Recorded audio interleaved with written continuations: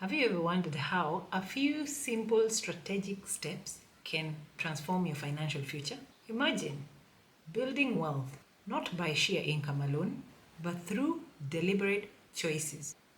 Choices you make every day, disciplined habits, and the magic of compounding. Today, I'll be sharing with you 10 powerful steps that will actually help you master personal finance, and at the same time, it will change how you think about money forever. Stay tuned.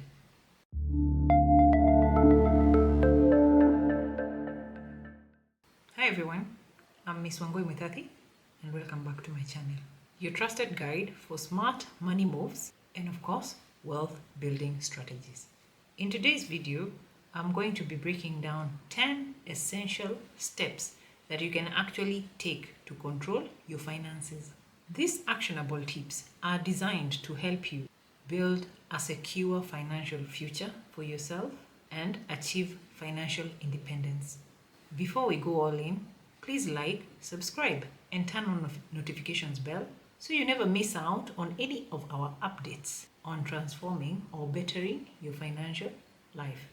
Let's begin with the foundation of all financial success, which brings us, of course, to step number 1. Spend less than you earn. This is the foundation of wealth building. When your expenses are below your income, you create a surplus that you can put in an investment or you can save. Okay? Here is a tip. Track your spending using apps or spreadsheets. Identify and cut discretionary expenses to help you boost your savings rate. And this is because even small changes can add up to significant savings over time. Okay? As you all know, they say, kidogo kidogo hujaza kibaba. Now, let's talk about protecting yourself with a financial safety net, which brings us to step number 2. Build an emergency fund. Life is unpredictable. Trust me, eventually something will happen that you didn't plan for that will need money. And having a 3 to 6 months worth of your expenses saved in something like a high yield savings account can actually save you from unexpected costs, something like medical bills or a sudden job loss. You never know when you'll be laid off or you'll be fired or when someone will get sick. These things just happen out of the blue. So when they happen, be prepared. Build an emergency fund. Here's a tip. Start small, okay? Start small and build gradually. You can do something like automating transfers to ensure there's consistency. We are humans, we do forget sometimes. So when you automate or you put like a standing order on your account, it will ensure this thing keeps being consistent. And this is because this cushion is very important for avoiding debt when emergencies eventually come. Okay? When an emergency knocks on your door, you'll be well prepared. So, time is money. So start investing as soon as possible. Which brings me to step number 3. Begin investing today. Thanks to something like compound interest, the earlier you start, the more your money can grow.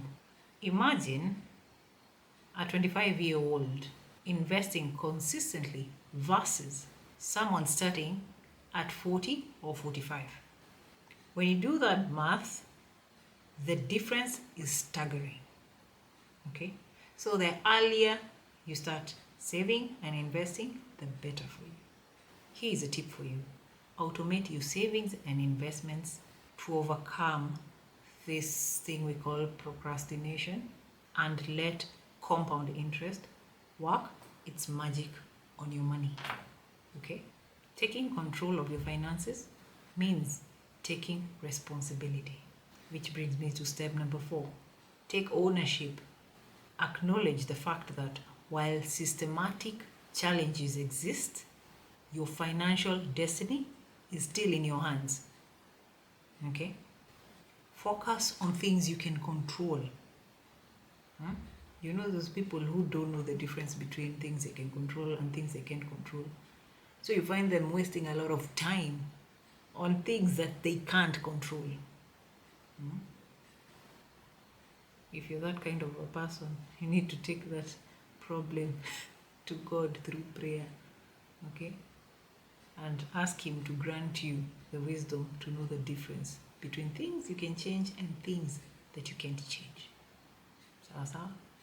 So focus on what you can control, things like budgeting, avoiding unnecessary debt, and seeking advice when you need it.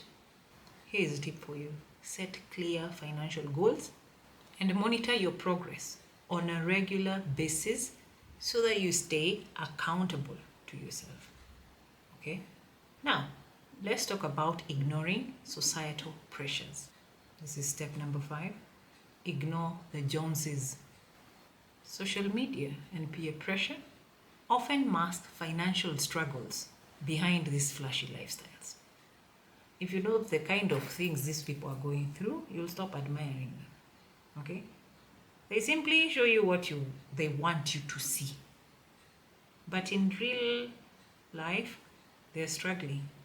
They just have a good way of hiding their problems. So now you see this and then you go and copy the Joneses. You need to ignore them. Okay? So instead of chasing things like trends, prioritize your financial health. Here is a tip for you. Unfollow influencers promoting unsustainable luxury and start celebrating small milestones like paying off your debt. Okay? Which brings me to the next point. Tackle your debts head on. Stop sweeping debts under the rug. Attack high interest debt using the avalanche method. Focus on paying high interest debts first so that you're able to save thousands in interest over time. My advice to you is make extra payments on things like credit cards if you have a credit card or loans to accelerate debt reduction. Number 7, diversify your income streams. Remember, diversification is key to resilience. Stop or don't rely solely on your job.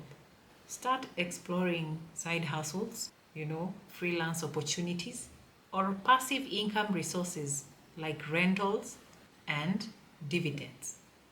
Start small by monetizing a hobby that you might have or using online platforms to offer your services. For instance, if you're a teacher, okay, you can offer your services at a fee. Number 8, habits. Behavior trumps knowledge. Success is driven by habits, not just by knowledge. It's not enough to know what to do. You must act upon it.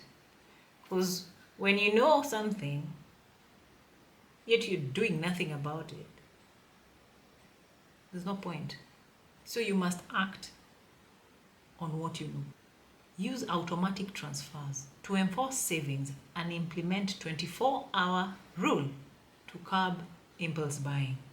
Here is a tip for you. Identify your spending triggers. Find out what it is that triggers you to buy something when you just see it. And once you find that, try and replace it with a healthier habit. Okay? Last but not least, let's talk about how to allocate your income for long-term wealth. You can do this by following the 50-30-20 rule. This means spending 50% on needs, 30% on wants, and 20% on savings or investments, for the future. You see, when you use this method, even with a moderate income, consistently saving or investing 20% of the money you get can help you build substantial wealth over time through investments like index funds or real estate. Okay? Here's another tip. Use budgeting apps and financial calculators to to help you keep track and adjust your allocations as needed. Finally, let's talk about budgeting with a purpose, which brings us to the final step, step number 10. Budget with purpose using a zero-based budgeting approach, where every shilling, if you're in Kenya, has a rule, or if you, depending on your currency, where every dollar or euro has a role. This method helps you, no, this method actually forces you to plan your spending carefully, ensuring that nothing is wasted and that every expense aligns with your goals. Here is an actionable tip. Review and adjust your budget monthly so that you're able to stay aligned with your financial objectives. Let's summarize how these steps actually connect to create a powerful strategy. Our strategy is threefold. 1. Mindset and behavior. These are steps number 3, 5, and 8. They show that cultivating discipline and resisting impulsive spending or decisions is very important. It's very crucial. Okay? 2. Immediate actions. These are steps 1, 2, 6, and 10. Focus on creating a surplus. Okay? Focus on building a safety net for yourself. And focus on eliminating bad debt. Sawa sawa? And 3, long-term growth. These are steps 7 and 9. Ensure that you diversify your income and invest for future gains. In conclusion, mastering personal finance is not about having a high income. It's about making deliberate, disciplined choices every day. By doing something as simple as spending less than you earn, investing early, and managing debt, you set yourself up for long-term financial success. And isn't that what we all want? So be sure to incorporate these steps in your financial journey. In the meantime, what's that one step that you're willing to take to improve your financial health? Let me know in the comment section. I'm Miss Wangoi Mwithaki, and see you on the next video.